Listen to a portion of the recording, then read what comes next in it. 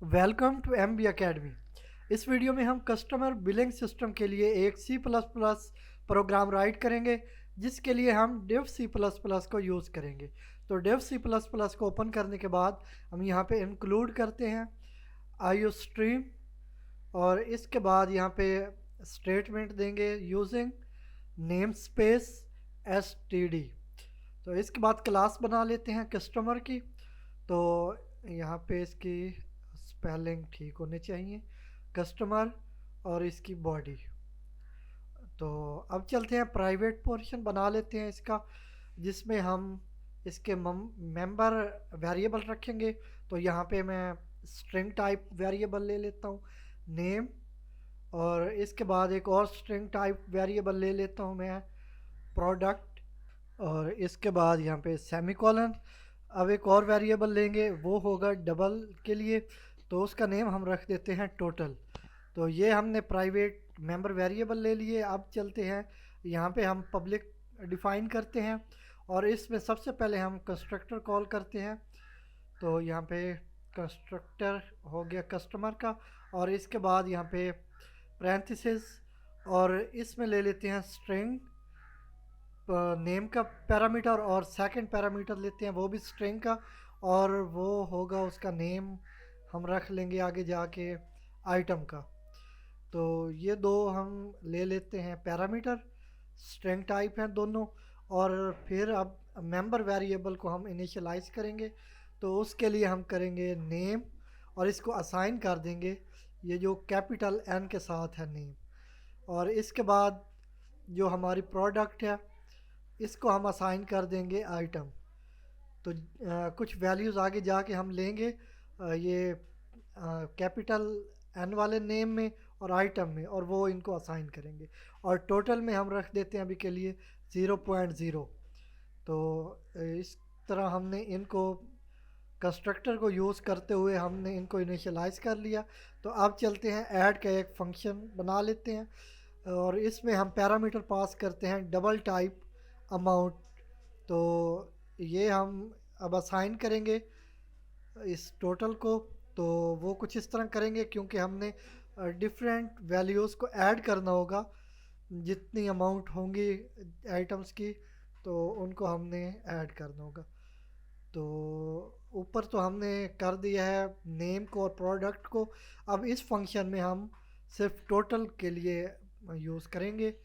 तो यहाँ पे मैं कर लेता हूँ टोटल प्लस अमाउंट, जो भी अमाउंट होगी वो इस टोटल में प्लस होगी, और ये हम जो भी इसका आउटपुट होगा वो हम असाइन कर देंगे टोटल को।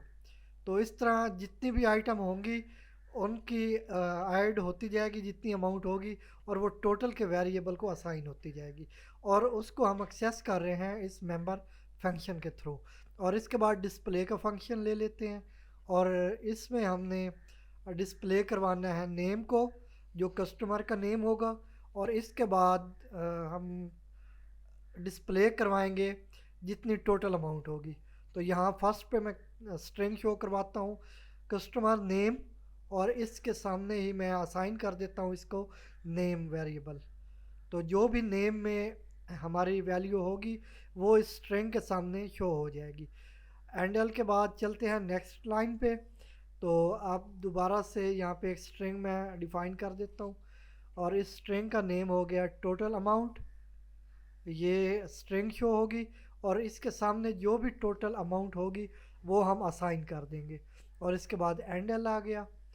तो इसमें भी हमारा काम कंप्लीट हो चुका है। तो अब चलते हैं हम आगे मेन में। तो यहाँ पे मैं डिफ़ाइन कर देता हूँ इंट मेन पैरेंथेसिस और इसकी बॉडी। तो ये मेन का फंक्शन स्टार्ट हो गया हमारा। अब यहाँ पे मैं वेरिएबल लेता हूँ जो हमने ऊपर एज अ पैरामीटर पास किए हैं।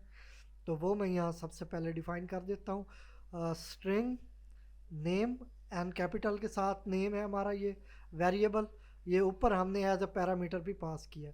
इसके बाद हमने आइटम किया था, तो वो मैं यहाँ वो भी स्ट्रिंग टाइप है, तो सिर्फ कॉमा के साथ सेपरेट करके डिफ़ाइन कर देता हूँ आइटम। और इसके बाद डबल, जो हमने यहाँ पे ऐड के फंक्शन में एज अ पैरामीटर पास किया है ये वाला अमाउंट।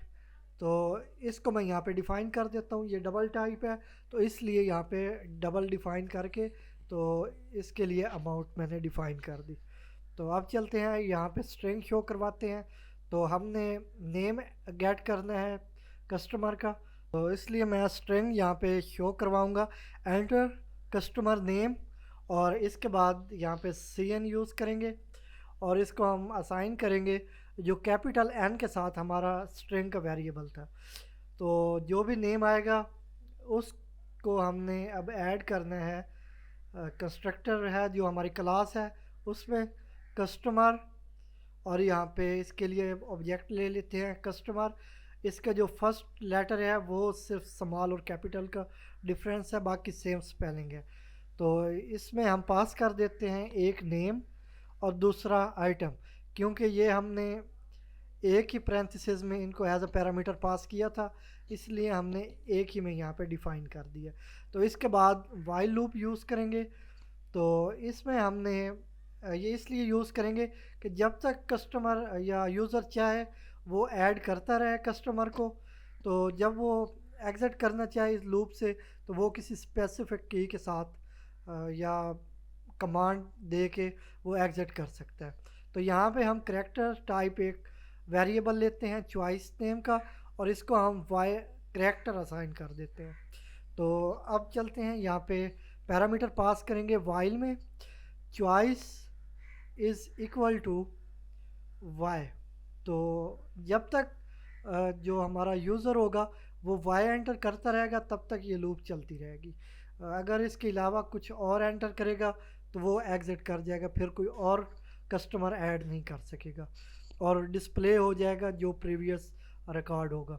तो इसके बाद अब यहाँ पे हम स्ट्रिंग शो करवाते हैं वाइल में एंटर प्रोडक्ट नेम। तो ये प्रोडक्ट नेम होगा, इसके सामने हम जो भी प्रोडक्ट का नेम होगा वो गेट कर लेंगे CN, और इसके सामने अब आइटम हमने वेरिएबल बनाया हुआ है आइटम, ये हमने इसको असाइन कर दिया। तो ये ऊपर पैरामीटर में हम पहले पास कर चुके हैं। इसके बाद अब चलते हैं हमने अमाउंट गेट करनी है। तो इसके लिए हम यहाँ पे स्ट्रिंग शो करवाते हैं एंटर अमाउंट। जो भी अमाउंट होगी वो यूज़र यहाँ पे एंटर करेगा। तो यहाँ पे गैप दे लेते हैं हम ज़रा सा, और इसके बाद यहाँ पे डॉलर साइन और इसको इसके इक्वल कर देते हैं और यहाँ पे कॉलन आ गया, और इसके बाद यहाँ पे CN और अमाउंट ये वेरिएबल हमने यहाँ पे असाइन कर दिया। अब हम इसको पास करेंगे ये जो हमारा ऐड का फंक्शन है इसमें, ये हमने पैरामीटर पास किया है ऊपर। तो अब इसको हमने वहाँ पे कुछ इस तरह से करना है कस्टमर डॉट ऐड का फंक्शन यहाँ पे कॉल करेंगे और इसमें पैरामीटर पास करेंगे अमाउंट का। जो भी अमाउंट आएगी वो हमारे ऐड के फंक्शन में जाके असाइन हो जाएगी टोटल को, टोटल के साथ वो प्लस होके टोटल को ही असाइन हो जाएगी। तो इसके बाद यहाँ पे हमने एक और स्ट्रिंग शो करवानी है जिसमें हम यूज़र को बताएंगे कि उसे एग्ज़िट करने के लिए क्या करना होगा और फर्दर कस्टमर को ऐड करने के लिए क्या करना होगा।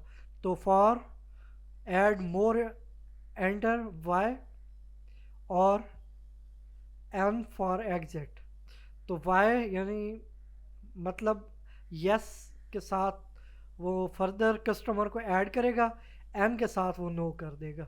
तो यहाँ पे हम सेमी कॉलन और CN जो चॉइस का हमने वेरिएबल लिया है वो असाइन कर देते हैं। तो यहाँ पे हमारा काम कंप्लीट हुआ इस वाइल लूप में।